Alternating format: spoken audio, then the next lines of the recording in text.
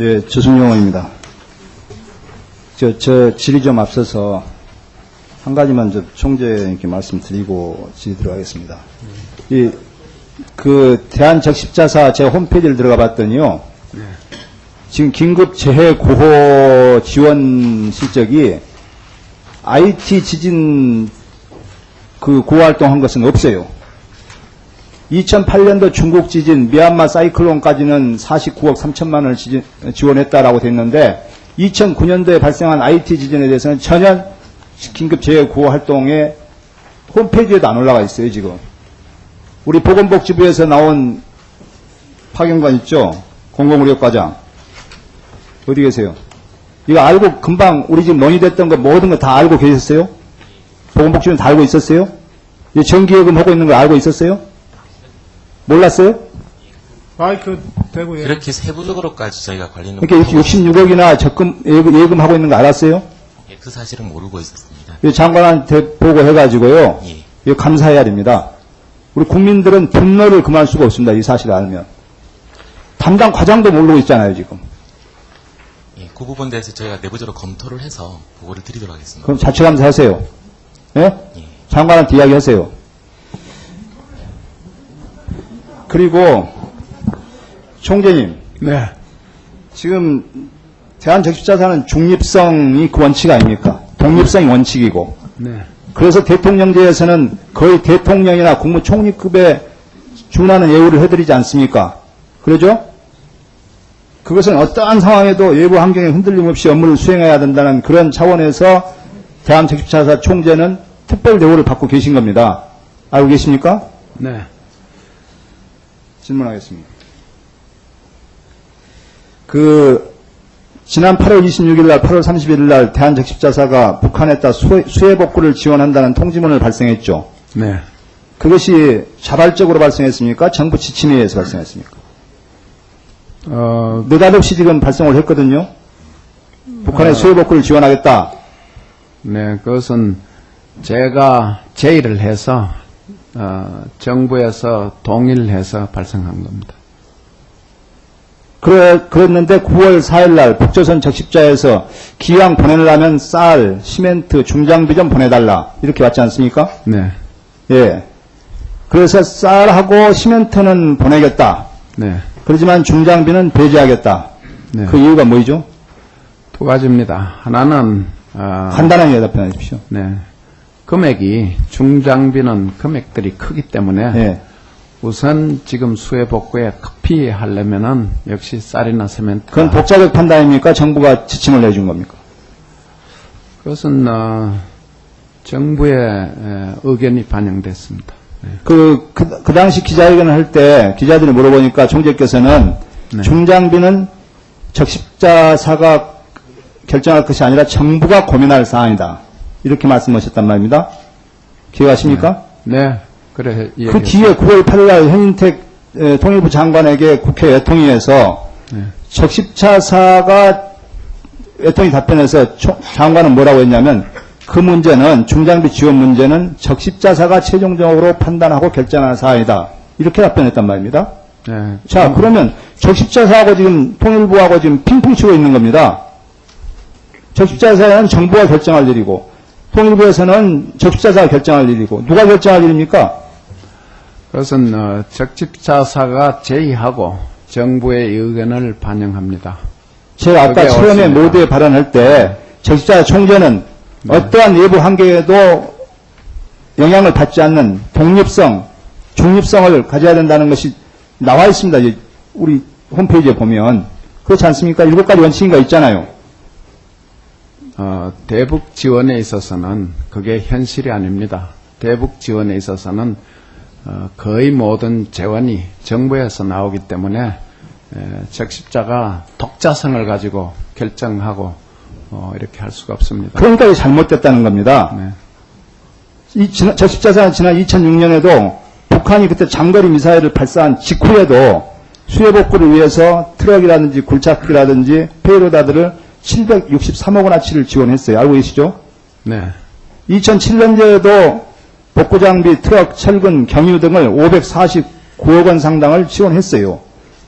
네. 왜 이렇게 같은 복구 장비를 과거에는 지원하고 이번에는 지원하지 않습니까? 이건 적십자사가 제 역할을 못 하고 있는 겁니다. 그 당시 정부에서는 하고 있는 거이고 이 당시 정부에는 못 하고 있는 것이고 그것은 이게 독립성을 가지고 있는 겁니까? 네, 그것은 그렇지 않고요.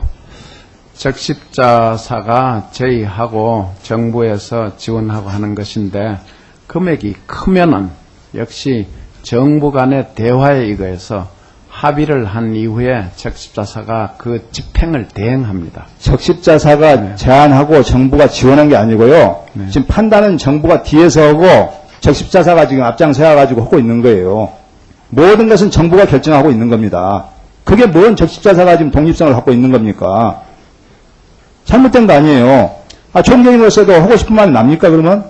적십자사는 자기의 재원의 능력에서는 독립성을 가지고 있습니다.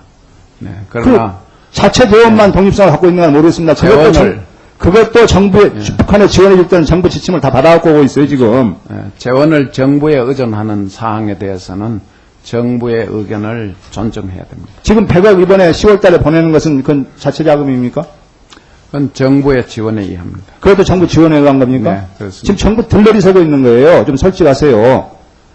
그것은 총재님, 네, 총재님은 이명박 정부의 지금 실세잖아요. 아닙니다. 네. 17대 대선 때 이명박 후보의 공동선대위원장 하셨죠? 외교 정책에 대해서 외교안보국가 자문위원도 하시고 공동선대위원장도 하셨죠? 네, 그리고 이명박 대통령 비핵개방 3천 구상 주도적으로 만드셨죠? 아니요. 안 만들었습니까? 네, 거기에 대해서 제가 의견을 제공했습니다. 의견 제공 네. 핵심 멤버 아니십니까? 그것은 제가 이명박 의견을 제공한 거고 비핵개방 3천 네. 구상을 할 때 의견 제공한 것이 그게 주도적으로 만드신 거 아닙니까?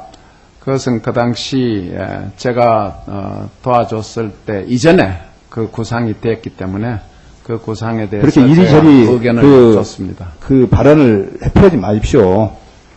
그렇기 때문에 지난번에 총재 되실 때도 낙하산 인사라고 하고 보훈 인사라고 논란이 있었잖아요.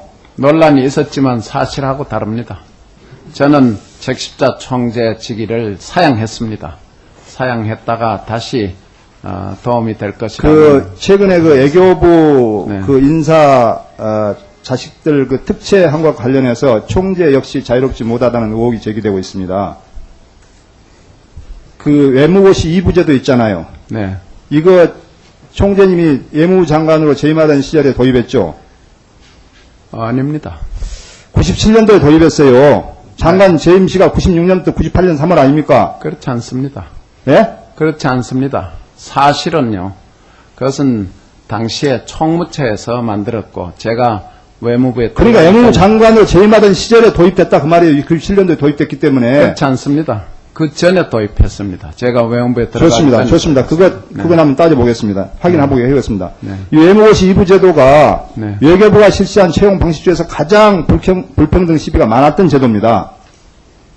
그 자격을 보게 되면 해외에서 초등학교 이상의 정규 교육과정 6년을 이수한 사람 이래가지고 거의 외교부 자녀들, 외교관 자녀들이 지금 다 이렇게 채용이 됐어요. 그 당시에. 알고 계십니까? 네, 그 제도에 대해서 제가 잘 알고 있습니다. 근데 총재 그 장관 재임은 98년 초까지였는데 장관 그만두자마자 아드님께서 외무고시 2부를 통해서 그 당시에 단 3명 뽑았는데 채용됐었어요. 그렇죠? 하긴 맞죠? 예, 근데 장관께서는 장관 그만두자마자 장관의 보험가는 청와대 외교안보 수석으로 가셨거든요. 그렇죠? 아닙니다. 장관은 김영삼 대통령의 마지막 장관으로서 예. 김대중 대통령이 들어오시면서 제가 퇴임했습니다. 95년 3월 달에 외교안보 수석을 하셨죠? 98년 예. 어쨌든 아드님이 장관 그만두자마자 외무고시 2부 제도를 통해서 채용이 됐고 현재도 지금 외교부에서 근무하고 있어요. 그러죠? 네. 근데 외교부 최고 요직이라 불리는 북미 일가와 주미 대사관을 거치며 승승장구하고 계세요. 그러죠? 승승장구한다고는 말할 수 없겠죠. 네. 주미 대사관 자기의 직분을 하고 주미 대사관 발령의 경우 주미 대사관 발령 날 때 당시 경쟁자는 총재 아드님과 동기며 외시 일부 수석을 했던 사람인데 그 사람을 제치고 총재의 아드님께서 배정을 받았고 또 외무고시 2부 출신에게는 원칙적으로 배제되던 해외 연수가 허용되고 총재님의 아드님은 외무고시 2부 최초로 해외 연수를 다녀오셨습니다. 알고 있습니까? 그 문제에 대해서 저는 조금 더 당당하십니까? 저 자식에 대해서 불평부당하게 특혜를 줬다고 생각하지 않으면서 그 문제에 대한 각종 의혹이 익명으로 나오고 있습니다. 그럼에도 불구하고 그 익명에 대해서 저한테 질문을 하시면은 거기에 대해서 충분히 서면으로 답변을 드리겠습니다. 알겠습니다. 아까 몇 가지는 좀 확인을 해보겠습니다. 네. 예. 아까 적십자사 대구 적십자사 폐원 결정하고 지금 그 부지를 65억 주고 매입했지 않습니까? 네. 그거 매입할 때는 그 매입 사유가 외부 컨설팅 전문기관의 권고에 의해서 부동산 활용을 원활하게 하고자 점유 사용 중인 국유지를 매입했다 이렇게 했거든요. 네. 그래가지고 매입한 것이 5월 달부터 매입을 했어요. 그렇습니까? 네. 근데 영역은 8월 31일 날 최종 보고서가 제출됐거든요. 그러니까 영역을 4억 5천만 원이나 들여가지고 영역 중인데 부지 매입은 영역 결과에 의해서 부지 매입을 한 게 아니고 영역이 지금 진행되고 있는 상황에서 부지 매입 시작하고 있는 상황에서 부지가 매입되기 시작했다는 겁니다. 그러니까 그건 아니고요. 예. 용역은 그 전에 이루어졌습니다. 영역 최종 예. 보고서 예, 나중에 확인해 드리겠습니다만은 용역은 그 전에 이루어졌고 저희들은 지금 금년도에 그것을 매입을 했거든요. 여기 위증하시면 안 됩니다, 지금. 네, 그건 제가 알고 있습니다. 용역이 09년 3월 6일 날 발주해가지고 8월 31일 날 최종 보고서가 제출됐어요. 그런데 적십자사 부지 매입은 5월부터 부지 매입을 했어요. 그거는 들어보세요. 네. 5월 6일 날 대한적십자사가 대구지사에 공문을 보냅니다. 그래가지고 금융기관의 차입을 통해서 47억 원에 매입을 해라. 지시가 내려가요. 근데 그때는 한참 영역 중이에요. 그거는 이게 예. 서류가 말을 하고 있는데 영역은 아마 연도를 지금 잘못 아시고 계실 겁니다. 네, 거기에 대해서는 실무진이 답하게 해드릴게요. 예. 네, 답해보세요. 실무진 누가? 예. 사무총장. 예.